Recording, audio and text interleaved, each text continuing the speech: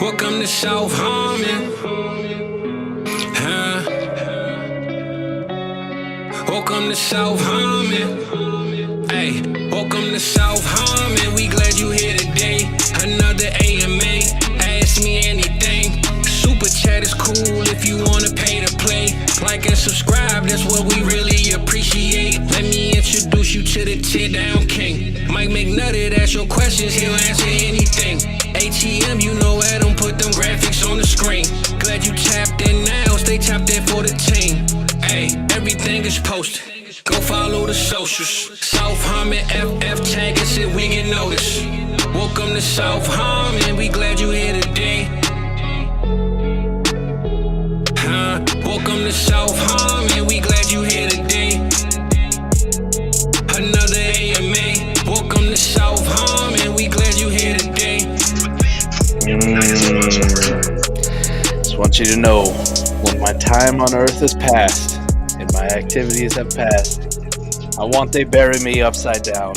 My critics can kiss my ass. Rest in peace, Coach Knight. Oh, man, I was sad to hear that go. Bobby Knight was an icon, but everybody, how about a good piece of news? Welcome into the South Harmon Wednesday night AMA, and as you can see, we got a full crew tonight. Adam yes, up there rocking the 88. Fizz over there rocking the Len bias. Fizz, so glad you could join us, buddy. We got him on an AMA. We did. Yeah, man. Looking good. Hope everybody's doing well. Adam, tonight, 2023 rookie class redo. We did it with the patrons, so we got a lot of different opinions, and you know me, man. I like to sit in the back, the 112, and we'll let everybody else decide. What's up, Johnny Detroit? What's up, y'all? We got a bunch of people here already. We got Deep Sea. Listen, man, Deep Sea showed some love. You know, he paid his dues, respects, whatever you want to call it, man. He's man of his word, right? Paid the piper. Appreciate you, Deep Sea. Now, I'm not in there. I've gotten both sides of the chatter. Here's what I'll say. Deep Sea is making a name for himself, one way or the other, man. You know, I love what I'm seeing. Somebody getting in there and mixing it up. We got Fizzle here. Listen, I may be rocking Dez because Fizz loves him, but there's also a perfect time to rock 88, man. I mean, you coming off the CD week. Mike and I were, look at his numbers. He ain't been that great. Man, it's like Fizzle and him got together and heard about it. Like, we gotta kill it. We gotta kill this, man. Number 1 overall. Yeah, you was talking real light, man. Y'all was talking really bad on him, man. That was a light take that you just gave. That's fair. That's fair, man. You gotta get it real, man. Y'all was dogging my boy, man. We were. Adam gave you the PG version. I mean, we didn't go rated R. Exactly. But we were definitely PG-13. Sure. I mean, there might have been a nipple or like maybe a Titanic nipple, right? Like draw me like one of your French girls. That's where we were at. Well, I'll say this. Sure. CD shut up any of that slander, man. That boy went off for the last week, man. Coming out of the bye, he went bananas. I want you to draw me. Number one player in fantasy. Ahead of all quarterbacks, man. That's crazy. All quarterbacks. Nutso. So what do we got on this draft, baby? All right. We got a couple. We got a housekeeping thing to get in order. All right. So we got giveaways. Ran it 3 times. I got the winners picked up here. So let me just show you guys. We have first and foremost. Let's get the hoodie out there. All right. The shit hoodie was one. These are all going to be the names of your YouTube name. All right. So Bar Gustus, claim your prize. Mike, if you want to let them know how to claim their prize too. Hey, email atm@southharmonff.com. Pretty easy. Simple, easy. Yeah, ATM at southharmonff.com. Please say the FF. Don't forget the FF, man. So let them know your YouTube. I think you gotta get them you gotta get them a cha-ching or something when you introduce. You know what, man? Yeah, that's a great call. Bargustus, get my man some money, man. Free hoodie on your boy. Matter of fact, you also reminded me now, Fizzle. You got it. Here is the hoodie, so y'all can take a peek. See, those of you that didn't get the giveaway, if you're interested, man, this thing is fire. They got the OG 3, right? It's a perfect time for a hoodie, man. It's cold as shit around here. I hate the Midwest. I was just telling Fizzle, it snowed here, man. It snowed today. Snowed here today. Man, get out of here with that. All right. I don't like it. All right, so yeah, get yourself a hoodie. Now, if you want to get a little, a little more dressed up, right? You want to get a little more flashy. You grabbed the bomber jacket, man. Let's get the bomber jacket. Master Achane. Master Achane. Mike, it's funny. I remember in the early part of the year when Achane was doing absolutely nothing. He was always in there. What about Achane? What about Achane? He's gotten a lot louder, since like week 5 or whatever it was. Talk your shit, King. Talk your shit. Now he's out here winning a bomber jacket. I don't know where the dude lives. I just hope it's in the country, Talk your shit. Master Achane, with that, your choice. The grand prize. Grand prize goes to Notorious with 2 R's. Notorious. Notorious. 2 R's, 2 I's. Notorious. Yeah, man. We appreciate all you guys taking part of the giveaway, being there for the South Harmon recap Halloween edition. A lot of good comments, a couple negative feedback, but we appreciate everybody, and that'll probably be a one-off type thing, right? One of these annual, Halloween recaps. Might do something light for Thanksgiving or Christmas, but we're not doing. That's a one-off, man. There was a lot of time that went into that. That's a special edition South Harmon tradition at this point. So, anyway, let's get into it, man. Fizzle, we got Fizzle here, and we had to have him on because this was Fizzle's idea. He was like, listen, I think at this point we need to do a redo. Let's talk about this with the people, man. Let's see what we can do. Let's get him on. So 212. I'm going to go in reverse order. A lot of you haven't seen the draft yet. So we had people from the Big Meat, Big Drink, top tier patrons, and some of the South Harmon crew do this draft together. So no auto drafts. We did it beforehand, so nobody's out here auto drafting, messing up the data. All right, the 212. Luke Musgrave. Luke Musgrave on the 212. I want to talk about. We can get through the second, especially the back half of the second, a little quicker because it's kind of gross. Yep. But real quick, just what do you don't have to even give player analysis. I just want to see like what you think about this range. Is this right? Do you think that he should have went higher, lower? Where are you at on Luke Musgrave? And we'll get through these the same way with all these guys. Well, I made the pick. It was disgusting. Yeah, I was about to say, wasn't it Mike? It was Mike, and I mean, this one I think you have to kind of agree on, just because, dude. Look at the third round, man. I'll just list you the start of the third round. We got Marvin Mims, Michael Wilson, Jonathan Mingo, Kendre Miller, Jalen Hyatt, Tank Bigsby. All guys we had hope for that have done, frankly, nothing, man. Marvin Mims had one long touchdown game, but he has been worthless. So it's not like Luke Musgrave did a whole lot more than that so far this season, but it is we set the rules at 12-team, Superflex, PPR, tight end premium, basic, half point, whatever. So he's a tight end. It's at the 212, and the rest of the options are shit. There's my analysis on Luke Musgrave. Fizzle, what you got, man? I will ask, though, do we think with Kyler Murray coming back, could Michael Wilson be a little better than what Musgrave is? Maybe. I mean, I think that you could make the case. It's a late pick, but yeah. Right. At this range, I think in the 212, I think at this point it's really to show how bad this class gets quickly. Like we talked about, man, Mike, you and I talked about this a lot in the offseason. It's a deep class. It was a deep class in names. It was a deep class in talent. But it's given us not a very deep class, frankly. If you were to take Michael Wilson, even Marvin Mims, I could probably understand it. About those two is where I would agree with Fizzle. Outside of that, man, I don't think so. Like none of these other guys. Mingo hasn't done anything. Yeah, no. Hyatt hasn't done anything. Tank Bigsby's not getting run. Kendre's not getting run. So I'm with you though, Fizz. I would not hate Michael Wilson ahead of Musgrave at all. All right, 211. 211, a guy that was maybe looking for a trade before the deadline. Tajay Spears, man. Tajay Spears. And he did not get it. So 211 seems appropriate still. This is all just projection, man. You're hoping Derrick Henry retires, goes somewhere else, falls off a cliff, whatever. But it's also not above Derrick Henry to just go for another 3 years. And, this Frank Gore career arc where it's just like, all he does is just go for 1,000 yards every single year. Most reliable guy ever. Right. If someone was to play for, maybe not quite Frank Gore, but to that type of degree, to play for way longer than we expect, I mean, it would be Derrick Henry that fits that bill easily. Fizz, what you got, man? Anything? 100%. Nah, that's a good solid pick. He could have went a little higher, or a pick later at 12. So that was a good pick for sure. And then I want to ask you guys here about the 210. Okay, the 210 ended up being Aiden O'Connell. And listen, I know, our guy Eric's very high on him. But where are you guys at on this pick? Do you think this was right? Do you think this was early? What are you thinking about Aiden right now?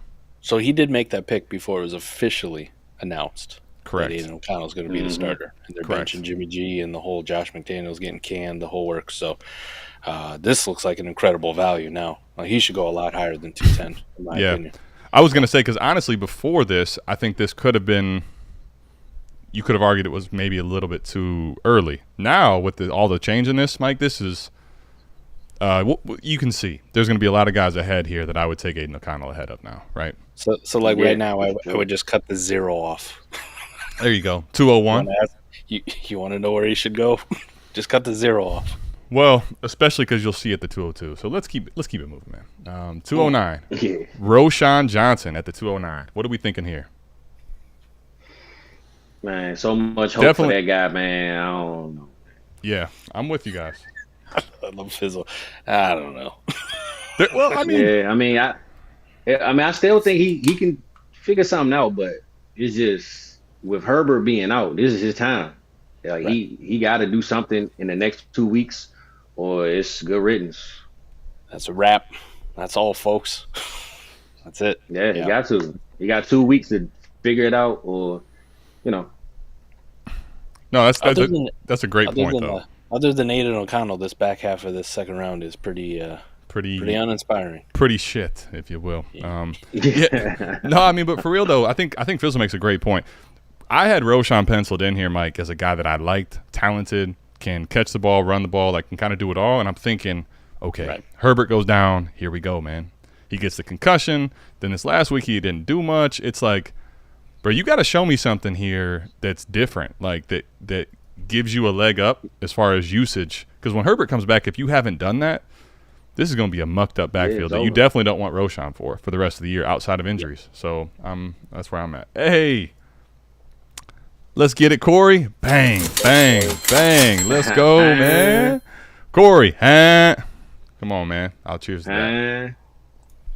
Fizzle's got to get to work, so he can't partake. I can't indulge, man. Let me give a bigger shout out, man. Fizzle normally about this time is getting himself a little rest before he heads to work. He decided to skip out on some rest to kick it with us, man. So big shout out to Fizzle. Appreciate you, man. South Harmon way, man. Nothing is supposed to be done the right way. So we're gonna do it the wrong way. I love that, man. I love that. Corey, we appreciate the super chat, my guy. Absolutely appreciate that. All right. 209 Roschon, I think, is it kind of shows the back half of this draft is just gross. Speculative. It's very speculative still. All right. 208, guys. 208. This one's interesting to me. Michael Mayer. The switch to Aiden O'Connell. Where are you guys at here? He's fine. You want to see him get more usage, but it's also kind of like the Luke Musgrave thing. Like, they're both kind of in about the same tier, right? Like, that's why they're in the back half. I definitely want Mayer ahead of Musgrave, but to you guys' point, meaningfulness to the tight end position, not really any different. If we keep it a buck, I mean, it's not. It's really not. If Jacoby Myers wasn't getting 1,000 targets a game, Mayer could be a 204, 205, but man, Jacoby getting a lot of work, man. It's kind of hard for Mayer to get the ball right now. I 100% agree. Because Adams is still there, because Myers is getting so much, Mayer is not able to get a huge target load. So I'm with you. I think I'd be interested to see how his career develops. I think he might be one of the guys that can sneak into maybe not, I don't know if he's going to be the Dallas Goedert range, but maybe somewhere in there. But right now, man, it's just I don't care that much about Mayer, if I'm being completely honest. At 207, hold on, we got a super chat. Slashy out here trying to kill me. That's too much. I guess because it's the rules and Fizzle said it, man. We do things the wrong way around here. I guess I got to drink to this. So You do. Thanks, Slashy. ATM equals ass to mouth, and I got to drink to it. Oof. That's a rough one. Slash, you wait for that pronunciation when I come. You know what I mean? You could have said I wanted to ask the mouth for another show. Shout out to you though, Slash. Appreciate it, Slashy, man. Appreciate the hey. The other thing is too, Slashy. It's my opinion, one of the best logos you got here of all the YouTube ones. I love it. Best avatars out there. Absolutely, it's fantastic. Aiden O'Connell ass. Okay, fair enough. All right, so 207, guys. 207. It's harsh, man. We are looking at Charbonnet.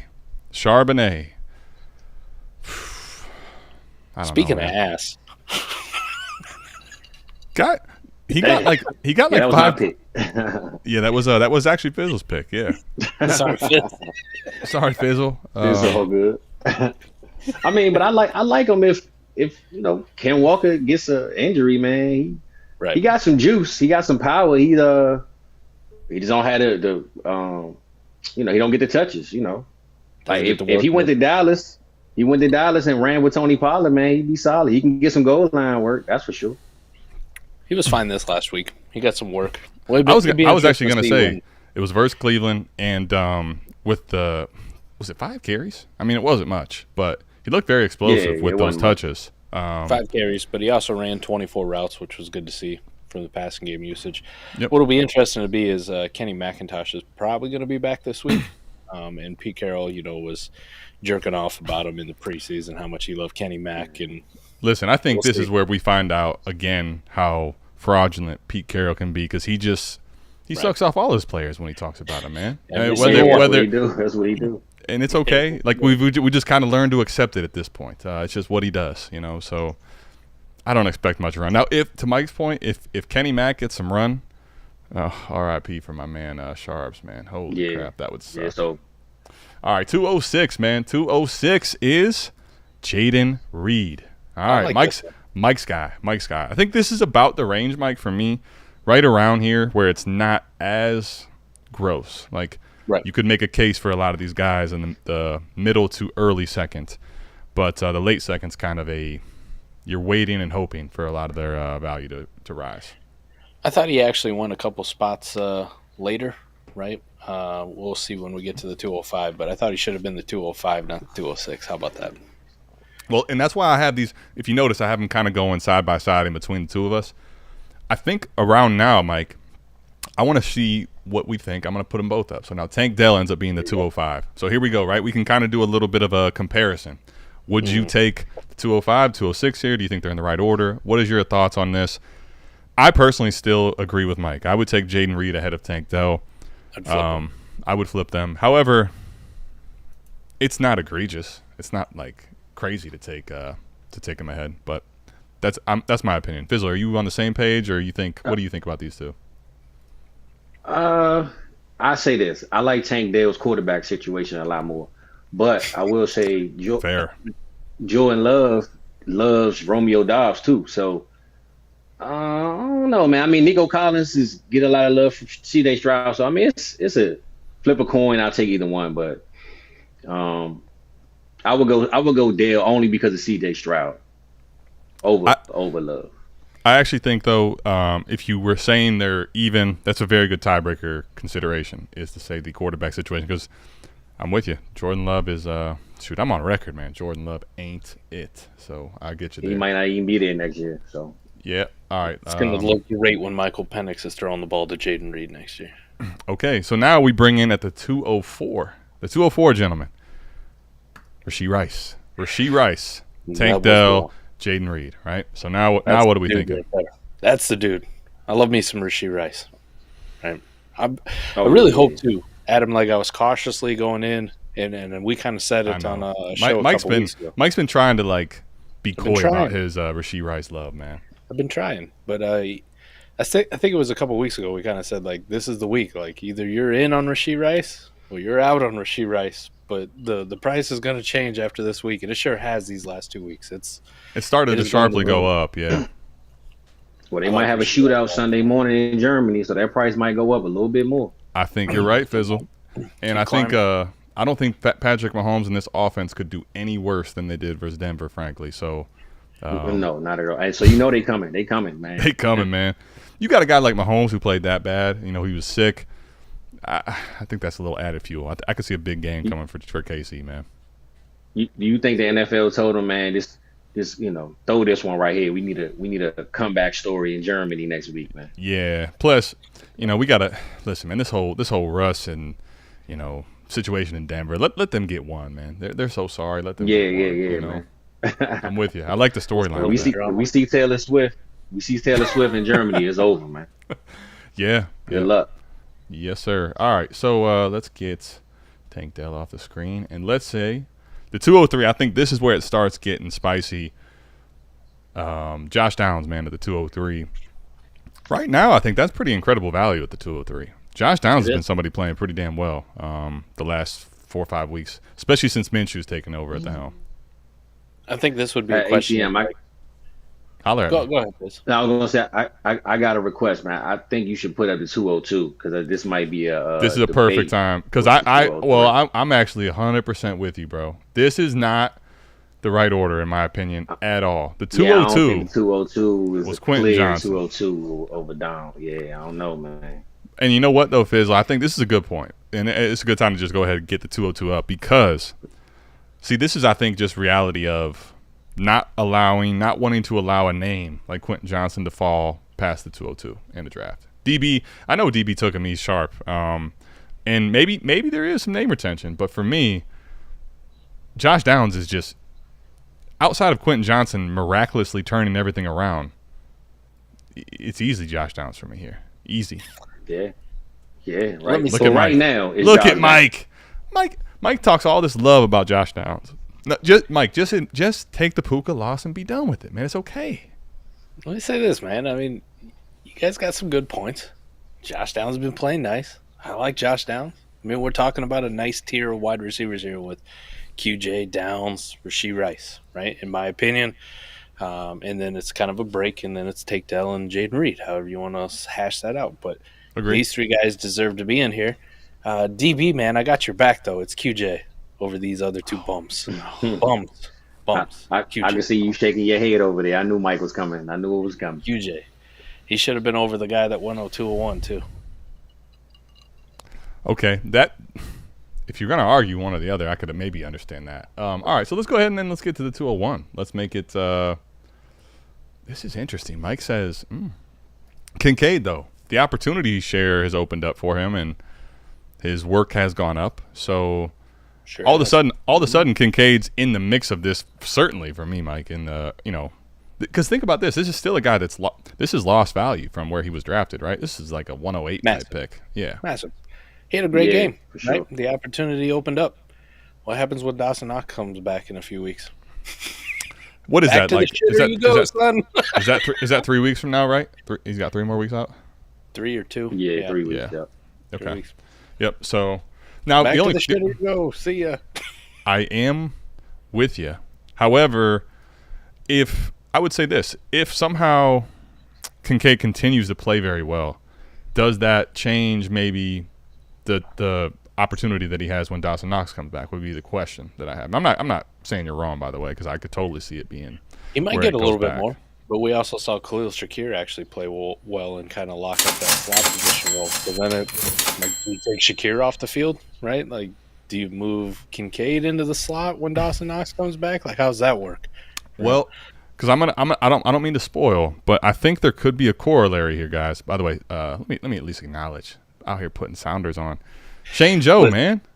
When Slashy came on and we were talking about his Avi, right, being the best out there, there's only one other. Like, if we're having this conversation, 101, 102, I'm with you. Anytime you get a Les Grossman avatar.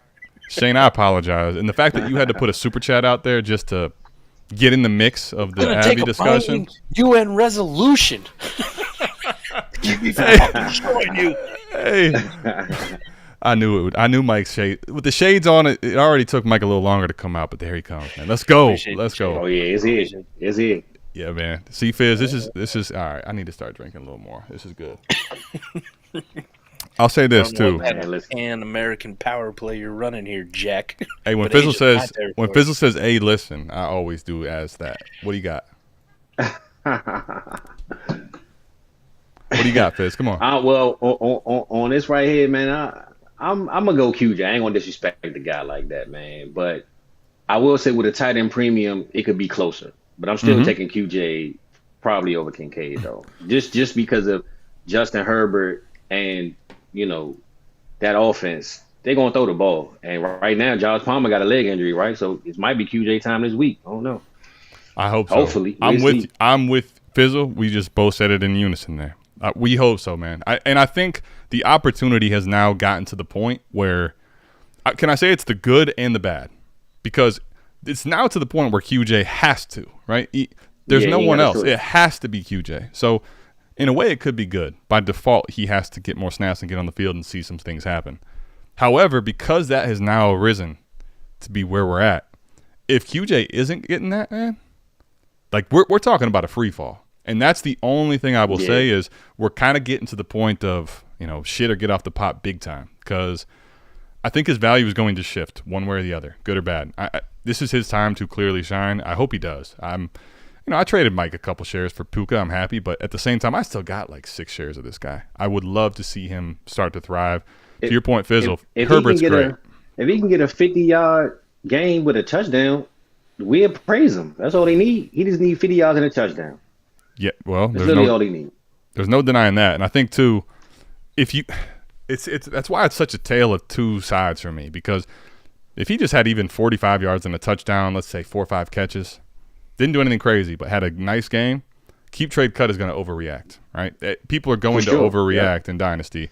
However, if he was to have 2 games in a row where it's not very good, people are going to freak out. So he just had his best game of the season too, right? Most amount of snaps, most amount of routes, most amount of targets, most amount of catches, most amount of receptions. So, listen, I think at least with the last game, however you want to look at it, I like the fact that they were trying to get him the ball in what he does well, right? Let's get him a bubble screen. Let's get him on a quick slant. Let's get him on a crosser. Let's use his yards after a catch ability and not always just think of him as this one-for-one Mike Will. We're just going to try to chuck it down the field a couple times to him and hope he wins a jump ball. Like, do what he does best. He may look like Mike Will coming out of college, but he ain't Mike Will, all right? Period. He ain't there yet. And I think I do think the other thing, too, to Mike's point he just made, I think is a very good one. I think sometimes, like, to me, this could be a confidence thing, too, right? You're not playing well. You're not playing a lot. Get the guy some easy touches just to get his rhythm, his feet wet. Make sure he's feeling good. It's like basketball, man. Like, make a layup or two, and now you see the ball go come out the hoop. And Brian, I ain't played 10 games, I come in cold off the bench. You want me to just nail a 25-footer? I mean, come on, man. Let me see it go in at the free throw line. Let me get a basket, 100%. You're right. 100%. So I'll say this, man. I am very concerned. However, I am optimistic as I can be for Quentin Johnson, if that makes sense. All right, man. The second round is in the books. Go ahead, Fizz. Trying to get the people what they're waiting for. This is it, man. First round. We got the green numbers, baby. First round. Talk about the first round right here. Mike takes this pick. Listen, man, I would be dead wrong when I said, like, to me, before we had draft capital, I said JSN for me is the 105, and the reason is such a beloved player in the community that the value retention is there. I still think that's there to a degree. However, we already see that at the 112, it's not the 105 value retention. It's not the Drake London story so far. I think 112 is value, frankly. But at the same time, he is in the mix of a lot different tier than he once was at the 105, 106. So, Mike, you made the pick. We'll let you go first. I couldn't believe you guys let me have him. 112? I mean, Mike, at the 109, he was – it was one or two. It was either him or Zay Flowers at 109. But I don't want to spoil the show. But I think there's a good conversation because Zay Flowers and Jordan Addison have played so well. Puka's come out of nowhere and put himself in this conversation as well. Like, this first round, from where we were at an actual rookie time, if you guys remember, Adam and I were some of the ones being like, man, the back end of the first round sucks. It was supposed to be good. It's supposed to be great. Now, the second, third round, we got all this depth. And here we are, 8 weeks in, Adam. We're going, damn, first round's really good. First part of the second round, pretty good. Rest of it, dog shit. But, no one cares. For sure. You're not wrong. I do think, though, I'm starting to see this the more you really go through a bunch of drafts in different times. Like, the earlier you draft, the deeper a class will seem. And then you have draft capital that kind of kicks a wave of people out, right? Right. Now it gets shallower in view. And then you have more of a, let's say, a half of an NFL season that goes into it. Like, you now can kind of consolidate again to have a class in the first round seem a little more realistic. So if you had all this, instead of hindsight 2020, if you knew this, if you're drafting right now, man, these first round picks are gold because you can get rid of Quentin Johnson, right? You can get rid of the bust if you could draft a class halfway through the season. But the reality is when we draft, we don't have all this information. So I'm with you guys, though. In one game, just let me get to the 111, man. It should be here. However, I just want to understand one game, Mike. One game gets us Will Levis in the first round. Dude, if we did this a week ago, I just want everyone to think about this. If we did this a week ago, this man's a full round later or some shit, man. He's going ahead of Aiden O'Connell, and he's going at some point in the second round. He might not have even made that show. He might have been in the third round, man. Some people might have let him slide. Mike wouldn't have let him slide though. Mike would have got him at. Mike would have got him at 212, 100%. So that's the only thing we can say. If Mike was picking 202 though, he might have slid. Nah, he would have slid past 202, I think, by Mike. But Mike's going to tell a different story today. He's got the shades on, man. You know. Ryan Edwards took a great pick. Ryan Edwards just really drove the knife. And no, in all seriousness, if I had the choice there at the 112, it was JSN or Will Levis. I'm still taking JSN, but it's closer. Would I take Will Levis over Dalton Kincaid, QJ, Josh Downs, Rashee Rice? Fuck yeah. A billion times out of a billion. Yes. It's a quarterback in Superflex, man. Absolutely. And it's not even just that. It's a guy that just in his first start had a hell of a day. You know, was in different company than we ever would have expected after his first start. And people still hate him because he puts mayonnaise in his fucking coffee. So they're talking about, well, you know, DeAndre Hopkins was wide open. Blah, blah, blah, blah, blah, blah, blah, blah. It was all deep shot. Technically, D-Hop was a little open, but Levis looked good throwing it though. He flicked that flick of the wrist. He looked good throwing it though. Look at the flick of the wrist. Can somebody tell me the last time we saw Ryan Tannehill throw 4 fucking touchdown passes? Well, that was going to be my point to bridge the gap here. All right. I think D-Hop was open for Tannehill, but somehow it didn't seem like he was. And we were out here saying, not at all. Nuke is dusted. He's dusty. It's over. Mm-hmm. All of a sudden, Nuke was open for 3 tutties. Will Levis, I think right now, the problem with him is this is, to Mike's point he made, the community still is very apprehensive. They want no part, really. So the problem with taking him ahead of JSN is JSN really hasn't done a lot, but that name is just so safe. I got you, boys. Last time Ryan Tannehill threw 4 touchdown passes was week 6 of 2020. I was going to say that was the COVID year, right? There we go. Right. And is that like the Lakers championship, right? Doesn't count because it was during the COVID year. By the way, we will eventually get to questions. Fizzler does have to leave at a certain point. Fizz, whenever you got to leave, you just say, Blase, we're out of here. Oh, yeah. And we're good. I got you. But I'm trying my best to star questions. So if you have questions, go ahead and put them in. We still will get to them, but we may not get to as many. Quickly on the JSN thing, right? You talked about dynasty value retention. You want to take a stab at where Drake London was as far as keep trade cut was concerned this time last year? 29-ish? 14. So what? JSN's 15. So yes, value retention for JSN still really, really good.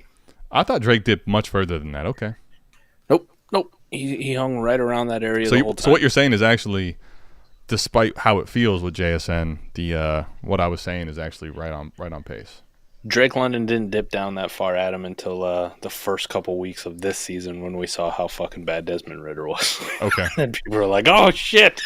Nah, okay. It's worse than we could have imagined. I might have some recency bias in there because I remember him getting into the 20s and, like, that was this year. All right, fair enough. Okay, let's go to the 110. And 110. Just think about this, everybody. Ahead of JSN by 2 picks at this point now. Sammy Lagoda. Sammy Lagoda in the first round ahead of a quarterback coming off of a 4-pass initial start, ahead of what a lot of people still will defend as the wide receiver one in the class, which is kind of crazy at this point, but there are people that would do it. So Sam Laporta's value skyrocketed, man, to the 110. So talk to me about these guys. Fizzle, let me start off with you. I've heard Mike talk about Sam Laporta for 5 years. Let me get Fizzle's opinion, all right? Now listen, I'm be honest, man. We gotta get that clip of Mike on what was that draft day on the DD live stream, man, when he was talking that talk, man. We gotta get that clip and we do. Yes, you're not wrong. Put the facts out there, man. He was talking about him for a while. I mean, he probably even went to a couple of his games, so I'm sure he know about him. But man, he does. Yeah, man. Sam is man, on what top 5 tight end right now? Got to be right. Easy. I think in Dynasty right now, you got to put him in the top 4. I've seen him anywhere as far up as 1, And I think here's the thing. He won major injury from Kelsey away from moving up one more spot from that. With him being 34 years old. I think too. This is one of those points where, like, Sam Laporta for me at this point, when you talk dynasty value, he's in the conversation with the greats, the difference makers. However, if I was like a contender, I would put him at 4 still, right? So I want Kelsey, I want Andrews, and I want Hawkinson. The Hawk and Laporta thing, though, with the injury to Cousins, has a very realistic flippability aspect. But right now, I got him in that 3-4 category, Mike. I've been on Sam Laporta since December 27th of 2019. Damn, so my man has this bookmark. He's been waiting for this day. You hear that? Well, he waited. They played USC. They played USC in the Holiday Bowl, and it was without TJ. It was without Noah Fant. It was the Sam Laporta show. Those guys were sitting out, and Sam Laporta. I was like, damn, who's this dude? The factory continues. I like this Sam Laporta. And then when you knew it was going to be his show from there on out going forward, it's been all Sam Laporta. But, yeah. Adam, I'll say this. If this wasn't tight end premium, this is too early to take him. Like, he's still a damn tight end. At half-point tight end premium, you want to put him above JSN, that's fair. Above Will Levis, yes. I probably still would take Sam Laporta above Will Levis, even though it's a super flex league and he's a quarterback. As much as I'll sit here and tout like Will Levis, Sam Laporta is that dude at the tight end position. Yeah. I mean, we want to talk about historic seasons from rookie tight ends. This guy is on pace for one. And I'll make a point here that I think is this is the perfect time to talk about go back to Kincaid, okay? So let me see if I can actually. I think I can. Yeah, they're on the opposite sides, right? We can do this. So check this out. Just think about this for a second, right? To me, like, Laporta is already kind of solidifying himself in the mix of the elite ones. Where Kincaid right now, you could speculate that, right? We talked about some of the speculative late second-round picks you're taking. I think the difference in these 3 picks here, massive in value. Like, the difference between Laporta and Kincaid for me is leaps and bounds. So if I was in a redo draft right now, and I had 201, and I could add something light to get to 110 and take Laporta, all day. Here you go, buddy. Here you go. 100%. And this is I think where Kincaid becomes too early for me, because at the end of the day, you know, we talk about the AWARP life, right? The AWARP life says if I can get Laporta, okay, cool.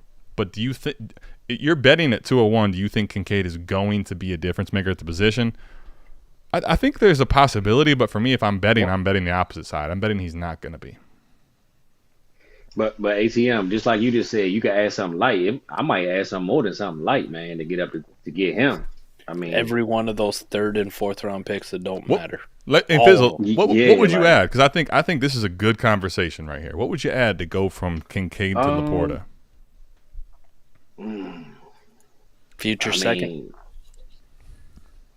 Oh yeah, no question. That ain't even like I was thinking of maybe something a little stranger, but definitely if it take a Kincaid in the second, if that's what you're going to take to give me Laporta, have him. There you go. I'm pressing accept as soon as my phone rings. Like, no questions asked on that one. I'm with you. I think that's about right. I think I'll take the second, or I'm sorry, I'll take Laporta. I'll give you the second. I'll give you Kincaid.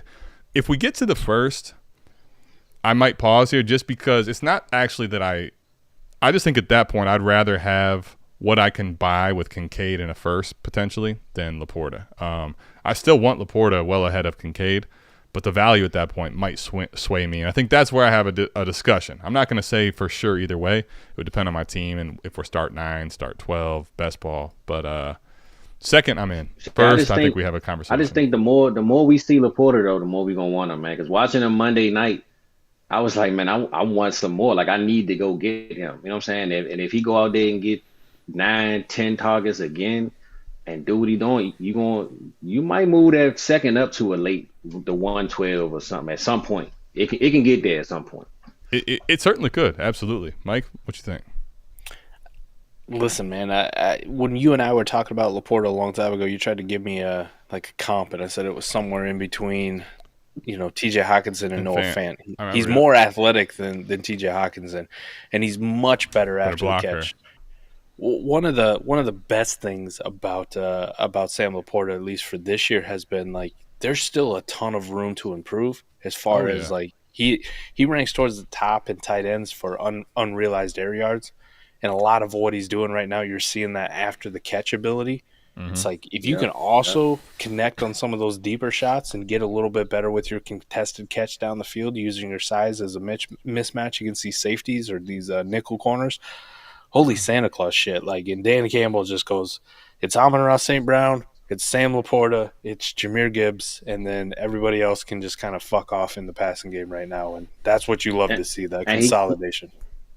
He got the right quarterback for it because Goff not throwing the ball 60, 70 yards a game. He dinking and dunking. He going to get him short routes and volume. That's what he do. So he got the right quarterback, right situation.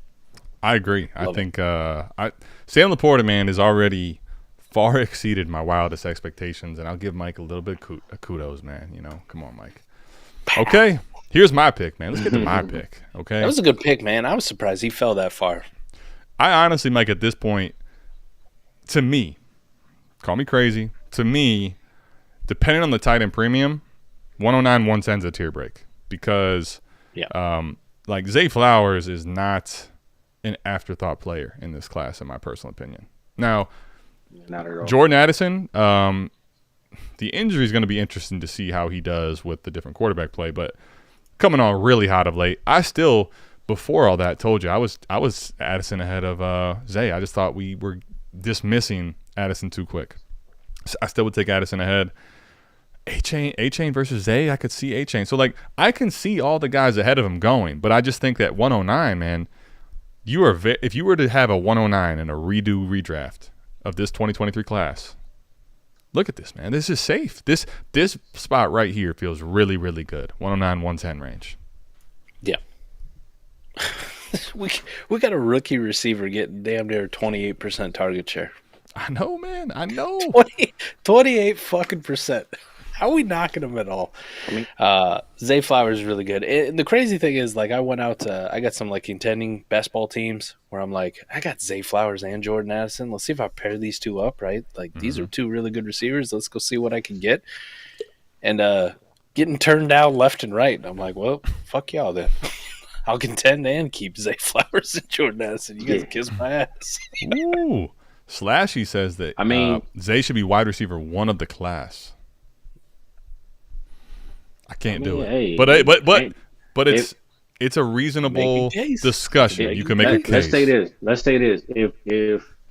If Matt Stafford just say suffered a serious injury and Kirk Cousins did, Zay could be number 1. Could be. I think that's a good point, Fizz. That we will see what Puka does with a much lesser than quarterback. We will see what Addison does with a much lesser than quarterback, right? Here's the one thing I will say. I don't understand the hate on Zay gets sometimes. Like, we saw it early in the season, and maybe it's just because he's small and, like, people pigeonhole him into this archetype without actually fucking watching him play football at him. Yeah, we need to stop doing that for what it's worth. But, like, all he does is get, like, stuff behind the screens. Like, we think he's Rondale Moore when he's top 20 in the league for wide receivers and deep targets. All right? Like, piss out. Like, just piss off. Zay Flowers runs every goddamn route that you could want. Down the field, intermediate, short, get the ball in his hands. Doesn't matter, Zay Flowers does it. So let's stop with the bullshit. If you're going to come with these, like, oh, he only does stuff behind the line of scrimmage, like, I just stopped listening to you. I'm done. Like, I'm done. Yeah, no, Zay Flowers is legit, man. He has been very good all year. I mean, not to spoil the drive, but pick 106, 107, 108, 109, man. They can go all at the same tier. Right. Like, literally. 1,000%. That's why I said the 109, 110 is dependent on tight end premium, because I could put Laporta in the tier if it's a high enough tight end premium. If it's not, it's a 109 for me, where there's a clear tier break. Fizzle, to your point, I think for me it goes 107 to 110 is with a tight end premium is a very, very solid tier. Yeah. Okay, so let's get to the 108, man. Let's unveil it. Devon Achane. Master Achane to you. Master Achane, man. Master Achane's out here. Listen, man, where you at? Mike's chain. Where you at? Chain. All the chains. 2 chains. This dude, despite being injured, because here's the thing, Mike and Fizzle. If this is when he's smashing, people are getting crazy. People are talking in the Gibbs discussion when he's absolutely above Jahmyr Gibbs if he's not hurt right now. I just wanted to make that point again that Mike did. Think about that for a second. This is a dude that was going ballistic, like setting the league on fire, man. People are going crazy, trading away their house and home to go get their Devon Achane shares. You know, like he's 108 right now because he's hurt. Only because he's hurt. Shout out to El Gancito J. Jackson for not being completely out of sight, out of mind, right? Still taking Achane really high. Not succumbing to the what have you done for me lately. Move the chains. I like that. For sure. Okay, so then here's my question, because Fizzle, I think this is to your point where there's a tier discussion.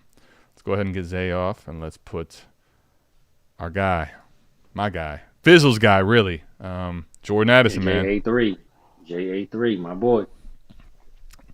This dude, I feel so bad for him that this Kirk Cousins injury happened, dude. He was starting to really separate himself, though. Like, I agree now the tier probably is here. But if Kirk's still playing, man, I could make a case that he's up into the top end of the discussion of this class. Yeah, I mean, before he started taking off, he still was going to touchdown the game. So Sure was. I mean, he wasn't getting a lot of catches, but he was getting. I think he lead the league in touchdowns, or he might be tied. But he just started getting more targets once JJ went down. But he was getting you at least 6 points plus a catch, minimum. So. With that touchdown. So this is where I'm going to ask you guys this question. All right. I can't put 3 up here just because of the way that all this works size-wise, okay? To me, this is, again, where I'm showing you a tier break, in my opinion, at the 106 and the 107. And I'm going to ask everybody here, is this what you see, or is this an error on my part? Do you think that Puka is not the clear tier break from the rest of the guys? Are you not there, Mike? Okay. No. Are you there, Fizzle, or are you not there? I don't know, man. Puka on a different planet right now. Thank you. I don't know. I'm with you.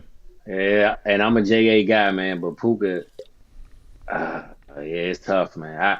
I would say they in a different tier. To me, I'm putting Puka in front of him every time. Now, not far, 106, 107, but I think it's a break. It's a break. Only because, again, Puka got cut, but JJ, if he don't go nowhere, Addison is almost like A.J. Brown and Devonta Smith. At some point, somebody going to have to suffer. So, dude, Fizzle and I thinking Puka, on the same planet now. That's crazy. Go ahead.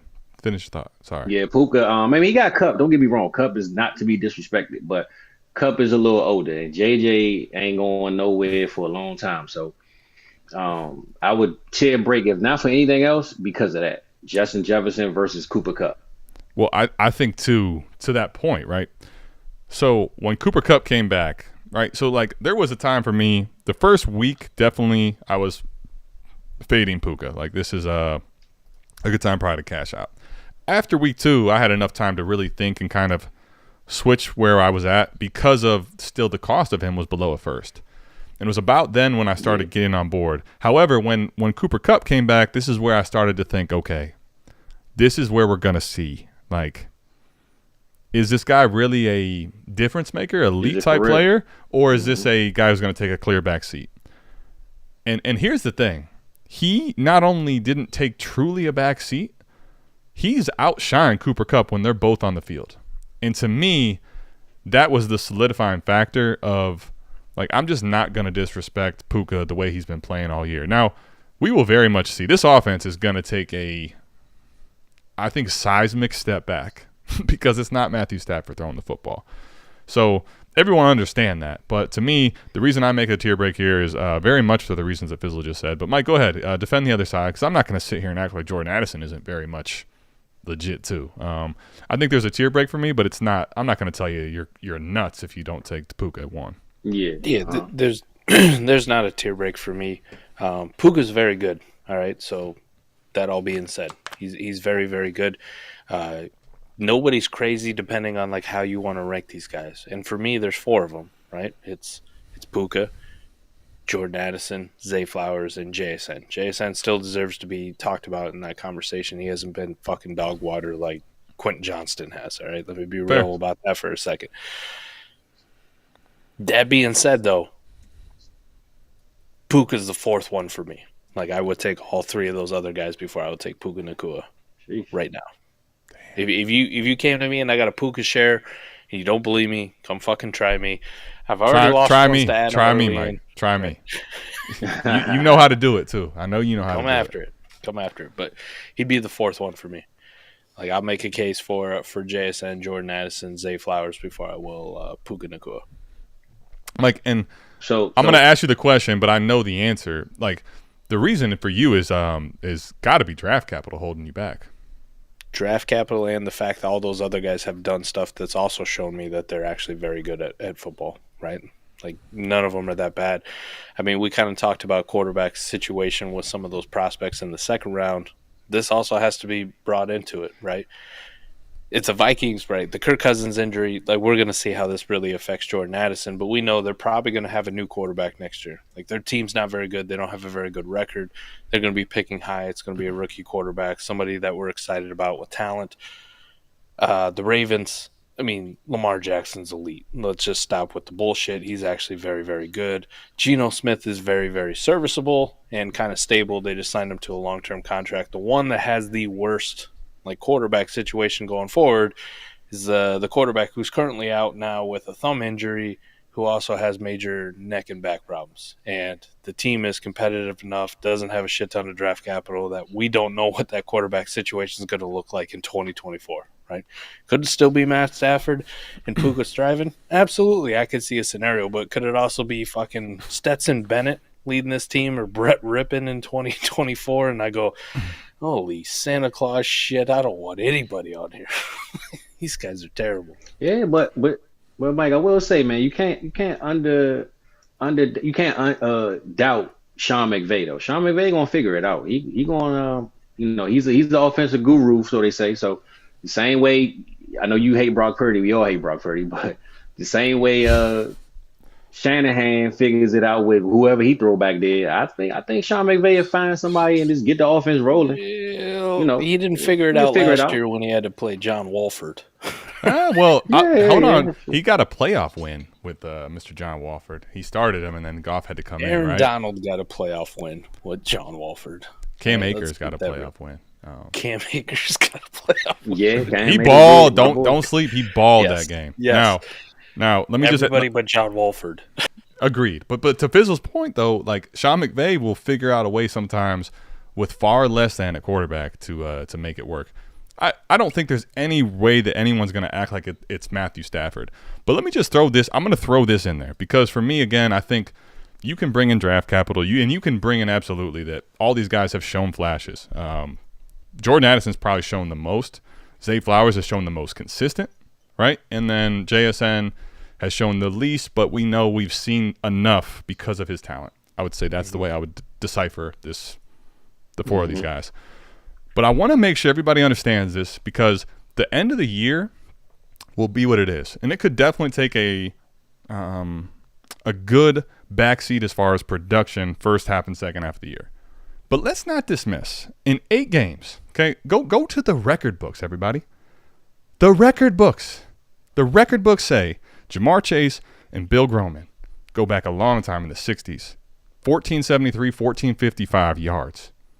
Mike, if you're in a 16-game pace, let's not even use the 17th game. 8 games in, he's at 795. He beats that by 100 yards pace-wise. Cooper Kupp's played.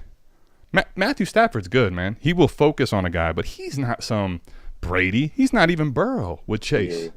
Like, this is a guy that's in the conversation for the rookie that we've ever seen. So that's my reason why he's a tier break ahead as well. That would be the final thing is this guy's not just been good. He's been everything we've ever seen from a rookie. Not a tear break, though. Okay. Love everything you said. Not a fucking tear break. I say he's sticking to his guns. I ain't mad at you. But see, that's okay. I can accept that. That's listen, you're right, but I'm not going to go there. I can live with that. I can live with, being that's right, fine. But I'm not going there. He's also like, I don't know, you got no draft capital and you're from BYU. Like, it is what it is. Everybody loves him now, but he's also like, if you marry for money, as soon as that money's gone, your ass is out of there. Peace. See you later. Have a good one. Been nice knowing you. Draft capital means a lot until you get to, Quentin Johnson range. See, Jordan Addison, Zay Flowers, JSN, those are friends for life. That's like South Harmon Savage tier. Bonded together. BFFs. Can't break them. See, I would say South Harmon, this is why it's amazing to me with your Puka takes, because if anything, South Harmon is exactly what Puka is. We ain't have no fucking draft capital. Nobody fucking liked us. We didn't win no combine or no nothing. Nobody drafted us. We're undrafted, sorry ass, but here we are, in your face. You better believe you got to preach it every single fucking week, or everybody's gonna leave us. Okay, like I'm gonna ask you guys this. Remiss of last week's game, because I think at this point now, last week, Jahmyr Gibbs showed me what I wanted to see. I was wanting to see Jahmyr Gibbs take off, and he did. You hate Jahmyr Gibbs. I don't. I hate Dan Campbell. I love Jahmyr Gibbs. I love DeAndre Swift Gibbs all season. No, I won't accept. I will not accept slander. You can't hop back on now. No, you can't hop back on now. I've hated Dan Campbell. I can absolutely. It's too late. Here's the best part about having the captain's chair is I can do whatever the fuck I want up here. I can tell you whatever the fuck I want to tell you, and I'm going to. I hate Dan Campbell. Mike hates Brock Purdy. He hates Puka Nacua. If you think that right now Puka is not in anywhere near a different tier than anyone other than Quentin Johnson, haters are haters. My God. Fizzle, I'm going to give you a little run here. Gibbs, Puka, other guys in this conversation, like, where are you at? Gibbs has played awesome 2 weeks in a row, for those that want to know, too. Yeah, I like Gibbs, man, but it's just when Montgomery come back, I don't see him doing anything of what he did Monday. Now, he got the touches, he got the catches, but they still kicked like 4 or 5 field goals. They couldn't score it on the goal line, and that's the problem. And I believe when Monty come back, that's Dan Campbell's reason to say this is why we can't play him as much, because we need to punch the ball in versus kicking the field goal. So I think they're gonna put Gibbs back in the back seat like they shouldn't, but they will. And Dan Campbell is one of them hard-nosed, hard-hat. We gonna grind it out versus flashy offense. Let's get the playmakers the ball. You know what I'm saying? Monty is a pinball. He ain't making no splash plays. He might get 30 carries for 80 yards, but he gonna get a touchdown in between it, and it's gonna look good on the stats. So Jahmyr is gonna take a back seat to me behind all them. I'll take Jahmyr behind all them receivers though. If we talking rankings though, I would take him behind every receiver we just talked about, and except for QJ, of course. Absolutely, we all agree there.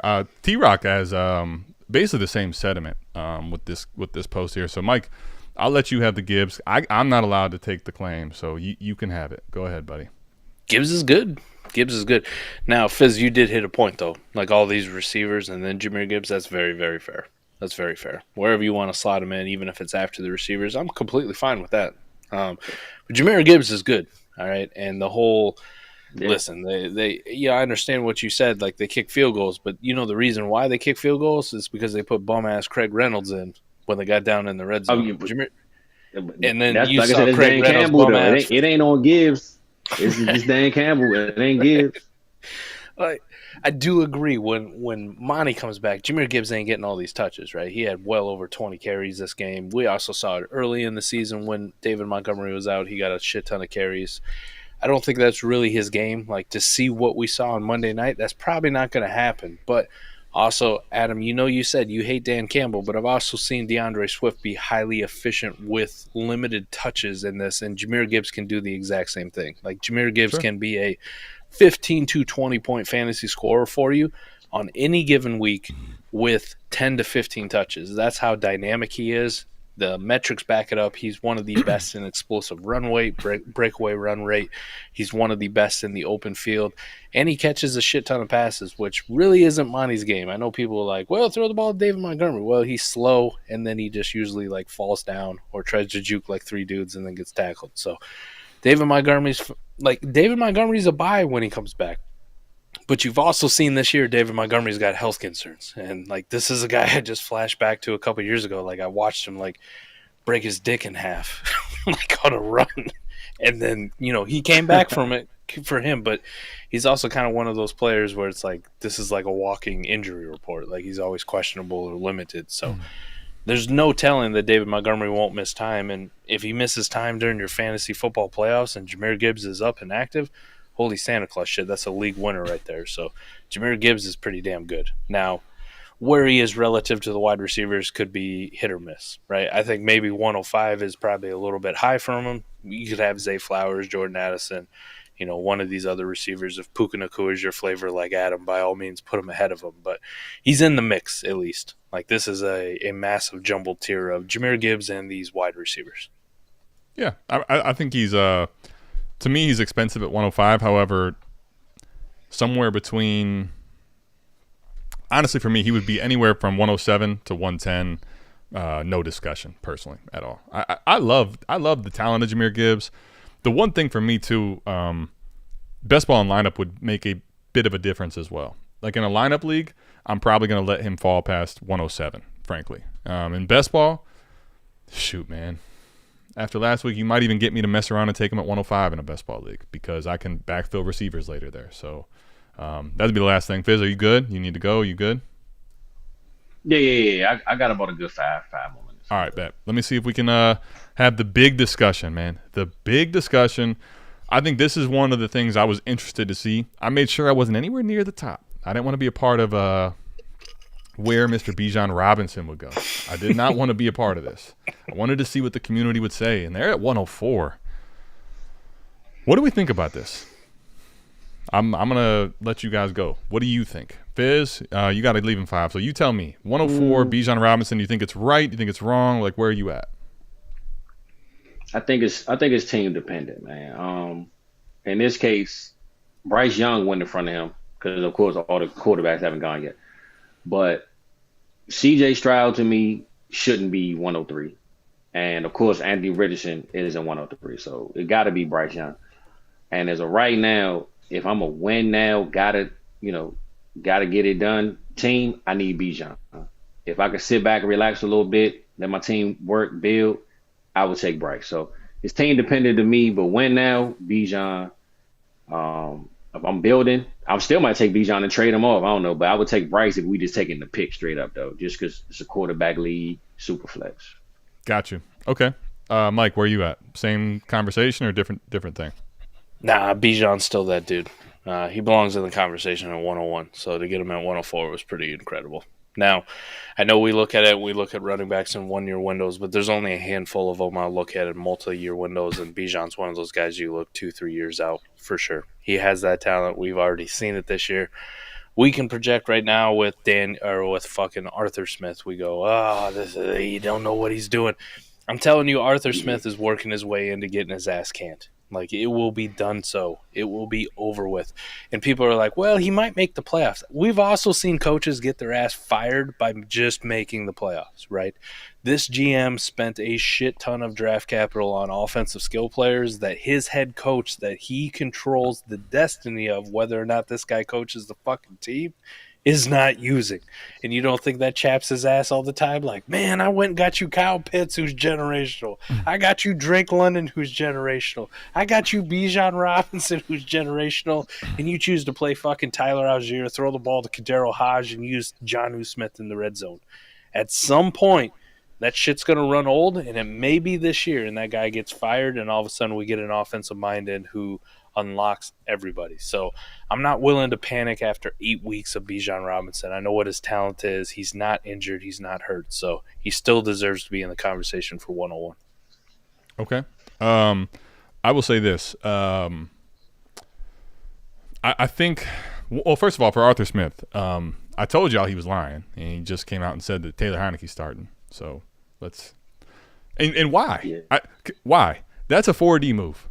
Y'all gave me this you gave me some great weapons, man, but you gave me these bum-ass quarterbacks. And I'm going to let you know, Mr. GM, look at this. I got to play Taylor Heineke when we're in first place for the fucking division.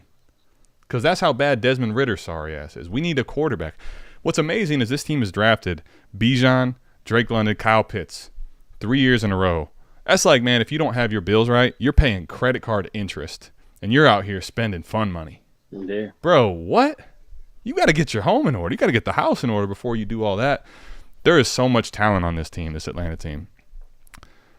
But to me, that's really not the discussion. I think Bijan, I'll be honest, I was expecting Bijan to smash this year. He's not doing that. He's shown the ability. He absolutely has the ability, to Mike's point, next year, even right now, this year, 3 years from now, to be the running back one stud, points per game, absolute warp monster. No fighting there. But for me, Bryce would be the discussion, maybe, if you want to take him ahead of a quarterback. But when I see how C.J. Stroud has played, when I see how A. Rich has played, I can't do it ahead of those two guys. Honestly, for me, just if I stick to my principles, I'd probably take Bryce ahead just because he's a quarterback, man. And Bijan, if he was smashing and showing me every bit of – this is not even his fault, by the way. Let's admit, Arthur Smith is part of the problem. Tyler Algier is getting too much run. But to me, 100%. running backs in general, it took me a long time to get to this point. I'm not taking running backs, even the best running back that we've seen since Saquon, ahead of guys with that type of draft capital that are that good. I'm not going to do it. I think this is about right. At the same time, if someone took him at 101, I'm not going to be shocked. I know Bijan still carries a bunch of dynasty weight. For me, 104 is correct, though. Well, to be fair, I only took him behind Bryce because of the draft. But me, I'm always win now. So I would take him 103 over Bryce. But for the sake of the draft and, the win now, lose, building teams, I just wanted to say that. But me personally, I'm taking him over Bryce because I'm a win now type of guy. So, and I'll say, let me give you my last point here because I haven't looked at the chat here. And then I know Mike's got a good retort, so I'll let it go to him. And then Fizzle, before you leave, you got your final say. The last thing I'll say is this again. Remove my build for a second. This is one of the points I made about A. Rich, and I think it stands for Bryce, and I think it stands for CJ. If I am trying to get myself into an elite quarterback territory range, or any type of quarterback range, when I bring Bijan to the table with pluses, I'm not at the table because I'm not at the right position.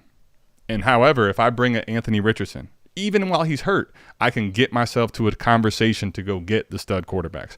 If I bring CJ to a conversation right now and add a plus, I'm at the table with a lot of these other guys.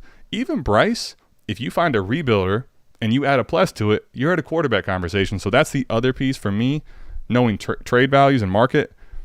Bijan is a dope asset. I have him plenty of places. I love him. But when I go to try to get the most meaningful position, quarterback elite ones, those other guys help me get there where Bijan doesn't. That's fair. That's fair. Yeah. I also just look ahead to future years, though. Next year, there's not an elite running back coming. There's not. I love Braylon Allen. I'll tell you, he's RB1. Very much true. Yep. Fuck, you'll be lucky if this guy gets second-round draft capital. Like, good second-round draft capital. We'll be lucky if we see a running back. What about Trey Benson? No. No. So we've kind of already unveiled. We've kind of already unveiled the rest of the rankings. But Fizzle, before you go, because I know you got to go. Last and final thoughts, man, from Fizz, man. Appreciate you hopping in before work, man. It meant a lot for everybody here, man. Oh yeah, for sure. What we want to talk about them too? Like I said, I'm taking CJ, man. Now I will admit, before we started this whole draft process, it was Bryce for me over A. Rich and CJ. To me, I was a Bryce guy. I always felt like he was a playmaker. I mean, he could, even though he was in Alabama, of course, but he's small. He had a lot of hate on him because of his size, but I feel like he can get the job done. And I know A. Rich was on a lot of people's boards high, and he was high on mine too. But me personally, I had Bryce 1. So to see him at 103, I still don't think that he's 103 because of lack of play from him. I just think the circumstances, and I mean that offense is, Miles Sanders, the run game is terrible, the O-line is bad. His best receiver is like 34 years old and, a volume receiver. So I just think if you put him in Houston, he might be playing the same way CJ playing. So, that was my number one in the draft when they first started over, with Bijan, of course. But I like Bryce still, but I'm going to take CJ 100% right now as far as today. Agree. Mike? And Fizzle, you got to go? Listen, we'll let you get out of here, man. We appreciate you, dog. Yeah. I'm going to head out because I know I'm running a little late. So, yeah, man. I'm glad. I wanted to make it to 101. I tried, but at least I got my Jordan Addison take in. and my Bijan take. So I'm all good, man. I appreciate coming on tonight, and I'll be back soon. Sounds Appreciate good, man. you, We Fizz. appreciate you, Love Fizz. you, man. Seriously, man. All right, fellas. All right, man. All right, Mike. So, huh? Yes. Mike, talk to me, man. Talk to me. These two guys right here, before we get A-Rich up, I think Fizz was right. I think, to me, I'll take C.J. Stroud. However, I'd be interested to see if it starts to sway a little closer after they had their duel. Bryce looked a lot better than C.J. did, frankly, in that game. Yeah. But where are you at with these two? C.J. Stroud, no Agreed. question about it. He's the number one quarterback in this class right now, so C.J. Stroud should be up there. Bryce Young's the number 3 quarterback in the class, so Yep. he is where he is. I would take agree. Bijan over Bryce Young pretty easily. The only one you would have a good argument for me CJ? whether or not would be CJ. He has played extremely well. All of his analytical data points look really good. The only thing that maybe is kind of concerning is he's really dominated the shitty defenses and kind of struggled against the above average ones. But it's kind of be expected, right? Like everybody should have different moments. As everyone leaves me, everyone just goes away. Now we're back again. We're good, baby. We are good. Fear not. Love it. Fear not, Iowa, Michael. We're fine. I love it. Yeah, but I'll take C.J. Stroud as the number 1 QB in this class right now, as it is, and Bryce Young would be the number 2 or 3, but number 3 for me. I think what the big problem is for me is Bryce Young's path, and I talked about this way back when they got drafted. I didn't realize at the time, and this is my bad. Like I wasn't paying enough attention that Houston has Cleveland's pick, so they still had a first-round pick to go out and get another weapon for. And for that pick has some upside. Potential. Some upside. Some potential, right? Yeah, like we yeah. really don't know, but it does have some potential. Bryce Young, on the other hand, no. Like they fucking gave the farm to go get Bryce Young. Nothing. They don't have a thing. They have nothing in assets, bro. Now, Adam Thielen's played really well, but can we project in 2024, 2025, Adam Thielen's still going to be like fighting off Father Time to be this good? I don't know. But Canton says a zombie, but no, I'm with you. CJ Stroud does have forever. he's got the possibility, right, of getting a Roma Dunze, Keon Coleman, a Malik Neighbors, like somebody where we go, oh shit, like Malik Neighbors and Keon Coleman, CJ Stroud and Dalton Schultz is just kind of solid. Fuck, this offense kind of nice. You know what I mean? Tank Dell running out of the slot. This ain't so bad. Bryce Young, I think we're going to be looking at it going like, who the fuck is this guy? TJ Chuck's number 1 receiver? Fuck. Because I think, here's the thing. I will agree with Mike on, I'll take Bryce because of what he gets me in trades. So, and the only reason I say that, if you told me right now I have to keep the player, like we go the old school days, right? You got to keep the player, you can't trade out. If you tell me you want to take Bijan ahead of Bryce, and if I'm in that shoes, like I could actually make the case for Bijan there. But like I think at this point for me, if I have a top 3 pick, I want to go ahead and see, can I move that plus something, or can I find my way to get into the elite quarterbacks? That's what I'd like to do. So that's pretty much the reason for me why Bijan's not a top 3 pick. It's almost like it's nothing he can do, like if that makes sense.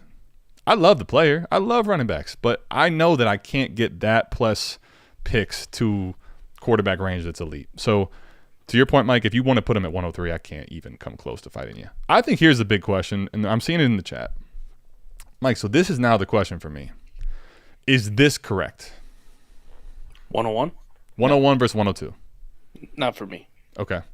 And then if it's not, so how close is this discussion now? Because I think with the injury to A-Rich, this now is a very open box discussion, in my opinion. I'll give you 3 guys, right, that are in consideration. He's still in consideration. I just don't think, personally, for me, it's correct. And you wouldn't see me do it if we had this hypothetical rookie redraft, right? Like, I'm pretty big on, I'm good selling Anthony Richardson at this point. This was a serious-ass shoulder injury, Adam. Like, this wasn't, I'm just not feeling well. It's precautionary.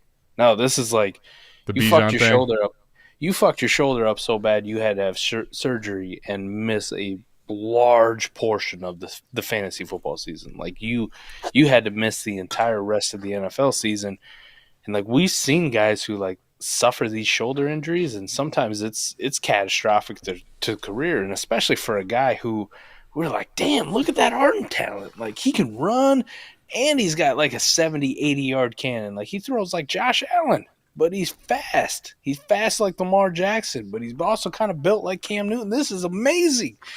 And now you just took a guy who's suffered multiple injuries in his rookie year because he didn't really have the awareness to get down or slide or protect himself. And by all means, like, injuries just fucking happen in football. It's not necessarily Anthony Richardson's fault, but like a throwing shoulder injury for a guy who one of his big tools was touting his arm strength, I'm going like, this is a little bit concerning, man. Like, I'm kind of good. Let me get the fantasy production of some of these other guys, some of the stability, because they're actually playing. They have chances of their own to have blow-up games later in the year. Anthony Richardson's good. I just don't think like I'm actively going out and acquiring him just because the price is so high. And we're seeing here in this rookie redo, I mean, he's going as a 101, so people still really, really love this guy.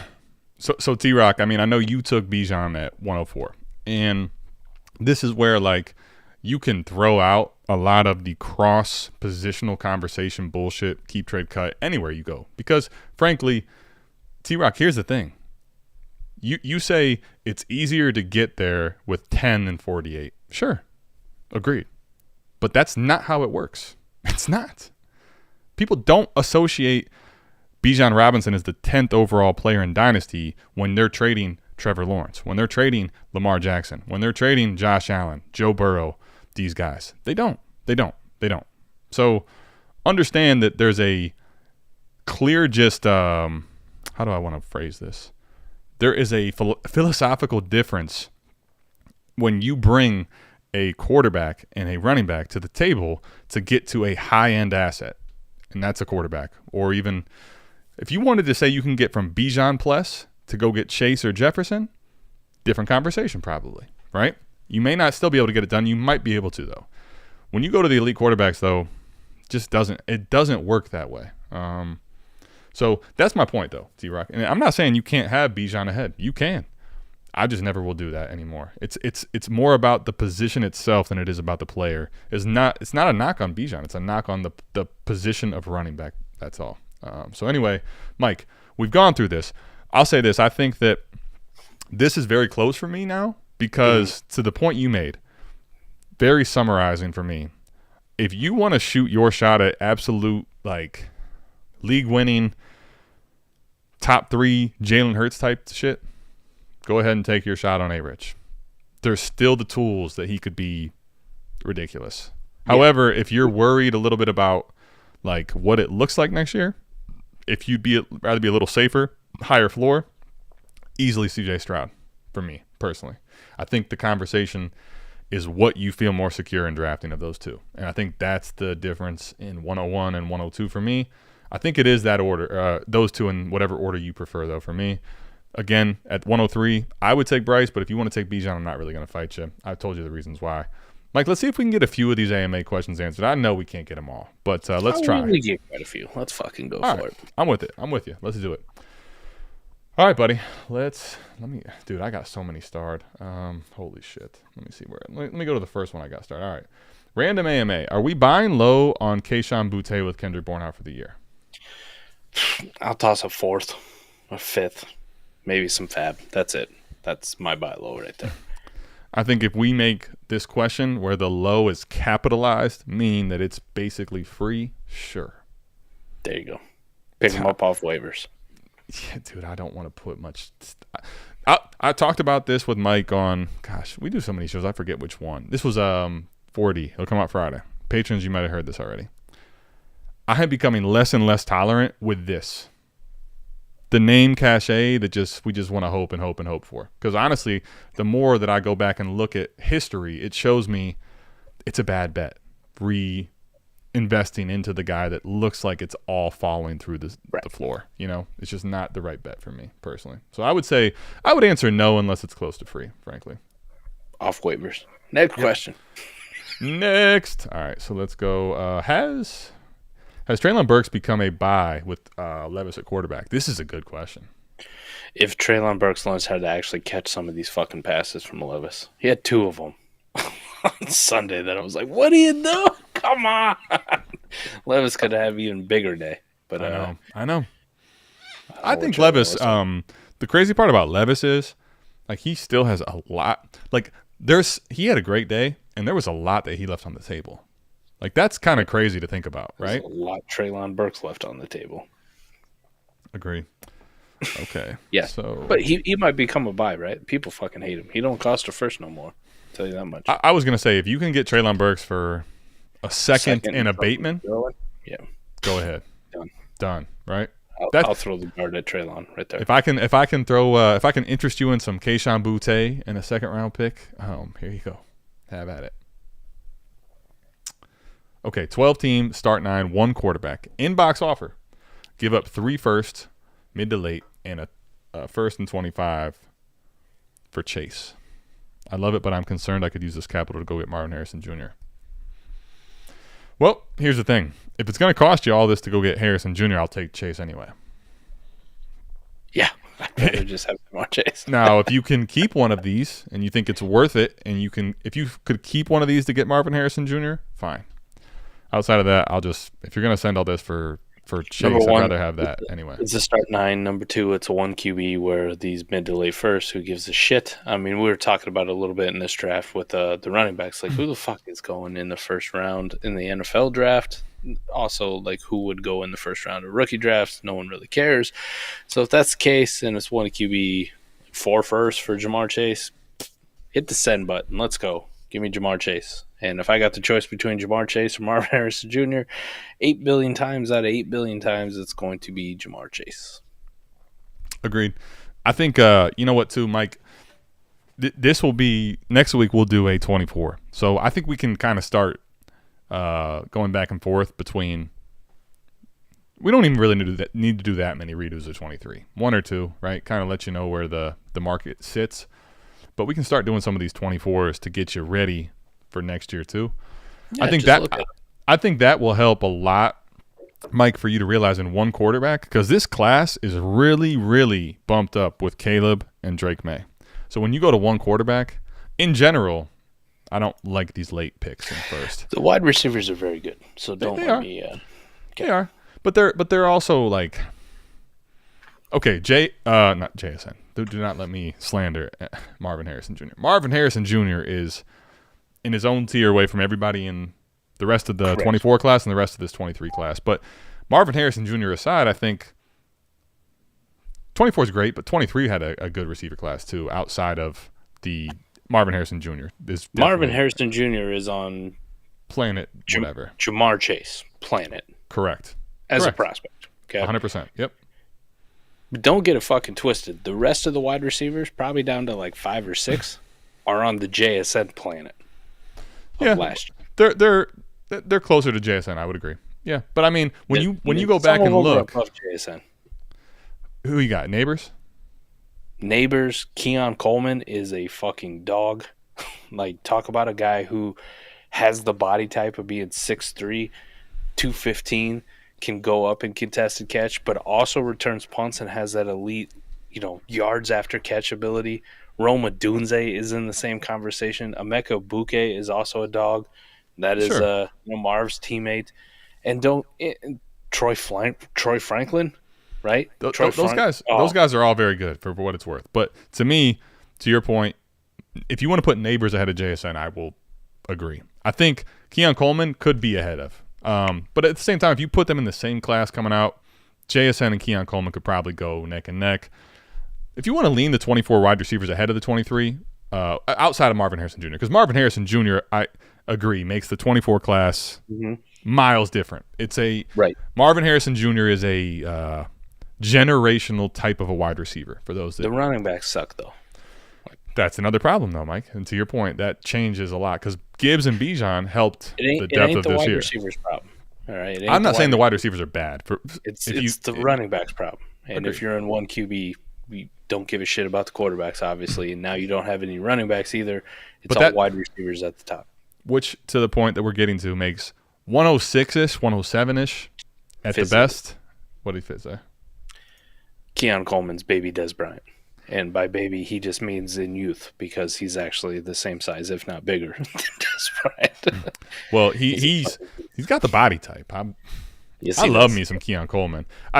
I just think that like telling you that you're gonna have a career like Des Bryant, that's a lofty thing. Des Bryant was a absolute monster, man, for years. He is faster than Des Bryant too. Agreed, but Des Bryant was the. I could make a very strong case, Mike, when you talk about just go up and get it. You could make Des Bryant in the conversation, period. Like that guy was arguably the best jump ball receiver out there. He was unreal. You would like to see Keon Coleman be better in contested catch situations. That was my point. The only like but I would Coleman also is a great prospect.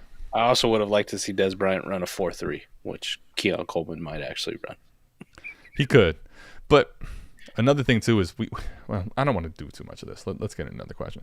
We've seen a lot of guys that are supposed to run 4.3s don't run 4.3s. That's not to say Keon won't. Keon is actually checking every box for me outside of the contested catch conversation. Personally, I love him. All right, Herbert, Dak, Watson, Bijan, Brees, Saquon, JT, DK Flowers, T. Ayuk, Deontay Pitts. I thought this was a question, and it's not.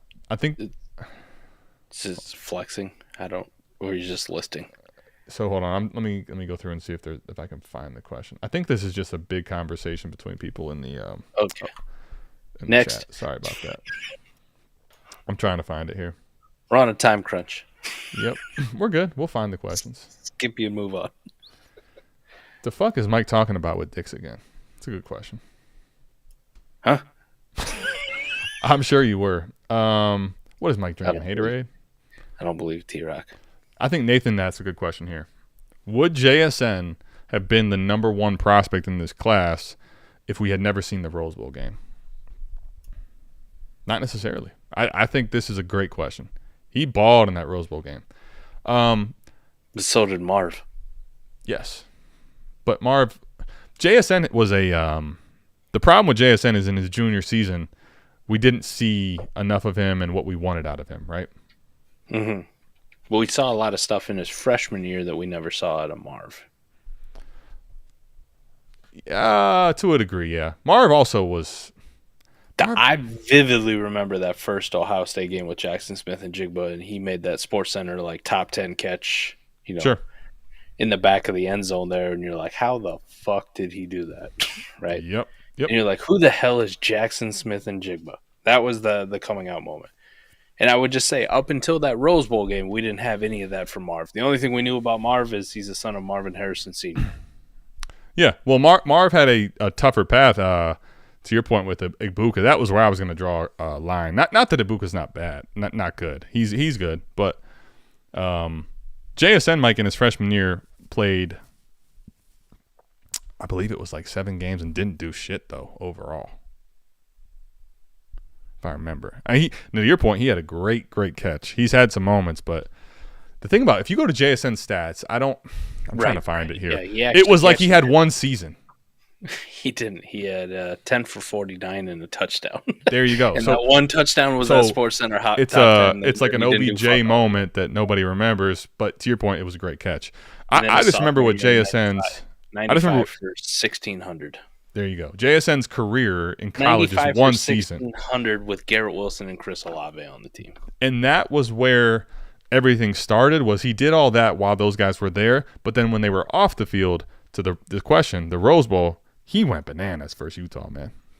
Right? Yeah. And then junior year, we didn't see anything again. So, by the way, Robo Chris, appreciate the super chat, man. Bang, bang, bang. Showing some love to the Shithead family and to the Rangers' first World Series win. All right. T-Rock had a good question that I forgot about. Mike, ask Mike about Ayuk versus Addison now. So right now, Keep Trade Cut has Addison at 11, Ayuk at 15. I remember this for, feels like 3 years now. I'm sure it's only been 2. But the back and forth between y'all, Ayuk and Addison. Mike and I were very Ayuk.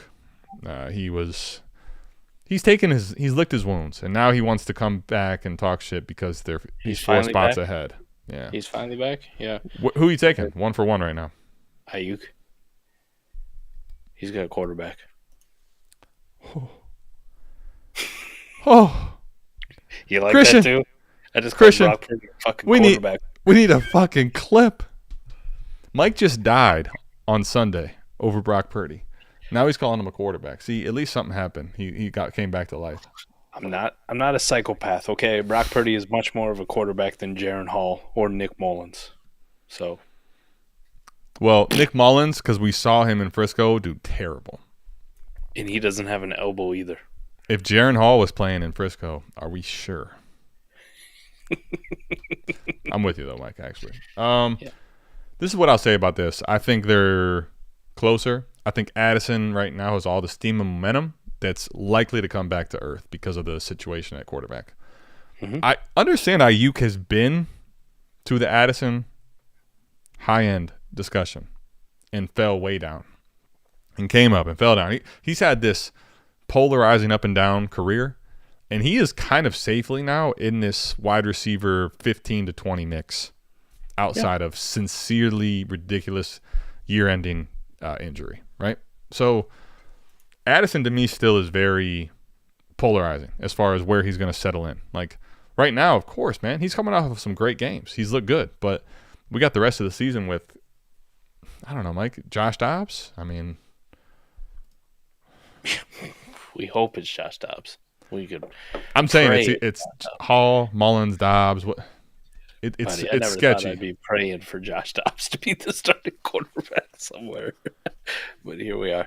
I love this. People are out here, and they're shook. They're shook in the streets that Mike's saying this about Brock Purdy. That was so worth it because I just took part of Mike's soul with that. I literally saw his eyes dim a little with that, and that was through the shades. Allegedly. Allegedly. Never Deep Sea says you never know what to expect from the shades. I think that at this point, this is a great segue to probably get up out of here, man, because we end the show with Mike calling Brock Purdy a quarterback. What do you want? He's a quarterback. What do you want from me? I mean, that's all I can give you as someone that's trying to host this show. I did see a fantastic conversation on Twitter today that I just interjected myself with the warp tool, which I thought was very fun. It's about Gabe Davis. Let's hear it. Okay. You know me out here like trying to defend Gabe Davis on the Start and Sit show where I was like, hey, he's actually been decent. He's been decent to like DF Bean Counter being like he's just irrelevant, right? He scores 12 fantasy points per game, and he's going back and forth with Jax Falcone, and they're calling each other out, and it's getting a little heated. You know how X can get? And I'm like, let me go look this fucking Gabe Davis up in the old warp tool here. And it turns out that some bitch is just in a flat tier full of like replaceable players. And you go, chalk one up for the Canadian Drew. You know what, too? See, this is why I love. You'll hear it on 4D. I won't spoil the new edition we have, but we got 3 things now, right? We got the wins relative to the player. We have the warp tool, and we have the spike consistency week. So if you have Gabe Davis in lineup, and I think when most people are having these conversations on the X mic, they're talking in a lineup lens. Like I'm Team Drew highly. I mean, as far as you could go Team Drew on this one, right? And you go to spike week, consistency weeks, you want to play the best ball game, I could be a lot more in the middle, right? Because Gabe Davis has that finish in the top 10 ability, right? Right. But there you go. So I'll caveat the conversation there where best ball a little more heavily leaning in the Gabe Davis side, but not crazy. I'm not going to get out of body over some Gabe Davis shares. And lineup, man, Mike, I have him in the lineup league, and I'm so sick of it. It's a start 12, so every week I think about it, and I hate it. It's the worst decision in lineup ever. Because if you sit him and he goes off, you hate yourself. And every single time, what? Do the maybe sometimes good. Do it. Sometimes maybe good. Sometimes maybe shit. Gabe Davis in a nutshell. It's it. Because even worse, Mike, when you put him in your lineup and he flops, I can never live with that. I can live when he's on the bench and winning me and sit that. When he's on my team and in my lineup and I see that 3.6, I question everything I've ever done in my life. I question everything I've ever done in the history of my life, Sometimes man. maybe good. Sometimes maybe good, sometimes maybe shit.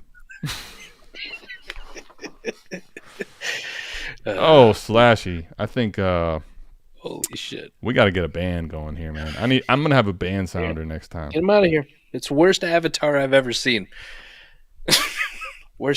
Congratulations, Shane Joe. You win by default. Let me go back. I got to find Shane Joe now. We got to put this on here. You win by default.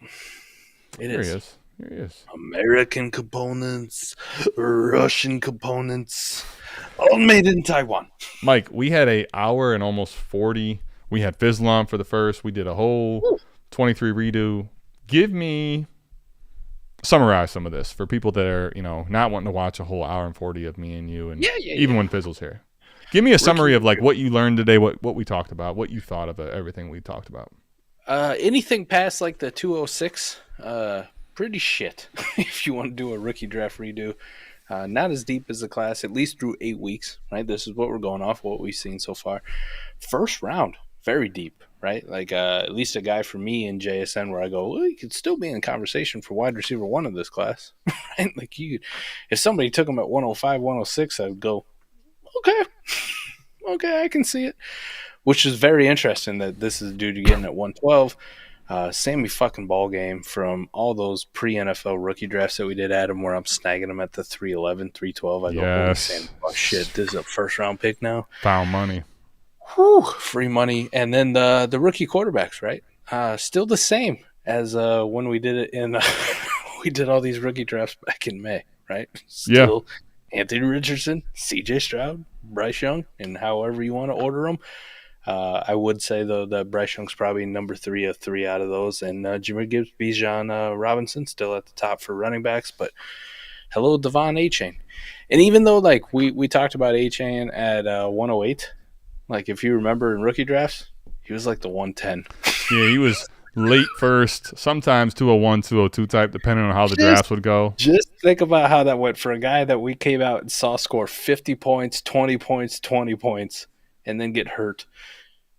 He didn't move a whole lot. Everybody fucking hates running backs, don't we? We just all hate them. Fuck all these running backs. So I think T-Rock has a good point. Shout out Nana. Shout out Nana. R.I.P. Yeah, R.I.P. I'll say this. If you don't know, I see a lot of questions. What is that from? You got to go check it out. Just type it in. You'll get the clip. Sometimes maybe good, sometimes maybe shit. But it's if I remember right, it's an Italian soccer coach after the game in an interview. It's one of those that kind of hit viral, and I just love it so much. Gattuso or something like that, right? It's kind of like that Russell Westbrook locker room quip. Yeah, there you go. Mm-hmm. What? Man, y'all tripping. Or who was that? Back before Coastal Carolina was actually good at football. The Chanticleers. The Coastal Carolina Chanticleers. You remember that guy who was like, I need more dogs. We got too many cats. Yep. Look at themselves. Meow, meow.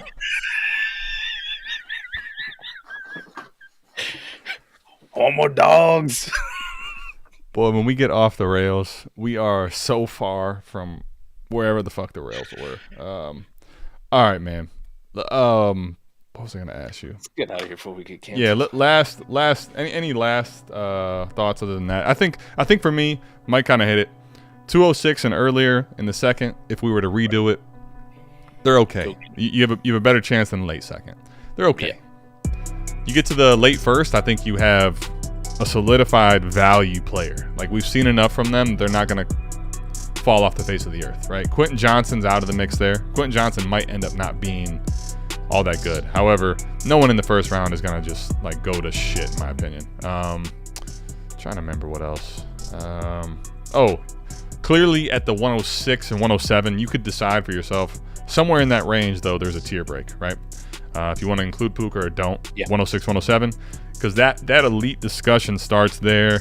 And I think right around 104, depending on what you think of Bijan versus the quarterbacks, that's another tier break, because dude, the difference right now, Mike, if you were to talk about trading the quarterbacks and include Bijan even in that, right? He may not get you the quarterback, but he's still highly, highly valuable in the trade, right? So that to me is another tier break. So that'd be the way I kind of look at the class in 2023 if I redo it, right?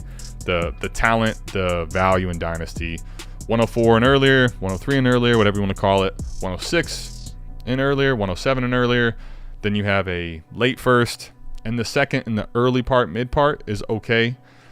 And we fall all the way off the map in the back end of the second round. Love it. Good takeaways. Love the show. Love the audience. Love y'all out there interacting with us. AMA time. If you could do us a favor, though, go down, subscribe to the channel. If you're not subscribed and you watch this far, I low-key, just so you know, I respect the petty. I respect the petty that you could watch this far. It's a purdy level petty. It's a purdy level petty, man. It'd still tell us to fuck off. I appreciate it. And then if you want to comment, let us know if we're crazy, we're stupid, you love the takes, you think I need different shades, a bigger chain, a different jersey, whatever it is. I just want to interact with y'all. Y'all the greatest. You're why we're here. Love interacting with everybody. And Wednesday Night AMA is in the books, buddy. It's in the books. I'll give you one little further thing. Listen, everybody knows we're crazy. I'm crazy. Mike's crazy. Differentiate. Tell me why I'm an idiot. At least, lean into it. Lean into the take. Don't just come in and say, this is trash, this is garbage. Tell me why.